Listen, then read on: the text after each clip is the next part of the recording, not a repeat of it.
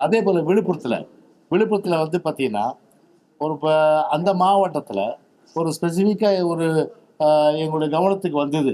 அதாவது பார்த்தீங்கன்னா பொதுவாக ஒரு வாக்காளர் வந்து அந்த இடத்துல இருந்தால் அந்த வாக்காளர் வந்து நம்ம வந்து ஃபார்மை கொடுக்கலாம்.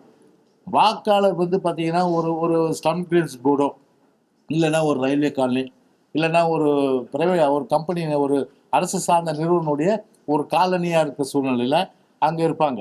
ஆனால் அவங்கள பொறுத்தவரை பார்த்தீங்கன்னா ஒரு அரசு வந்து ஒரு நோக்கத்துக்காக அந்த இடத்த வந்து எடுத்து அந்த பில்டிங் கட்டணும்னா அவங்க காலி பண்ணிடுவாங்க. காலி பண்ணிட்டு போனால் அந்த அந்த லிஸ்ட்டு வந்து பார்த்தா அவங்க வேற எங்கேயாவது போயிருப்பாங்க. ஆனால் அப்படி இருந்தாலும் கூட ஆளே இல்லாத இடத்துல இவங்களே வந்து அதை ஃபில்அப் பண்ணி திமுக ஆளுங்க அதை கொடுக்குறாங்க.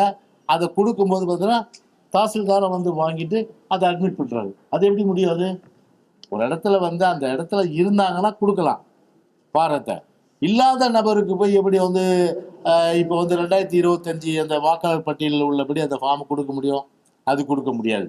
அதனால வந்து தேர்தல் கமிஷனை பொறுத்தவரை இது வந்து கடுமையான அளவுக்கு வந்து இதை நடவடிக்கை எடுக்கணும்.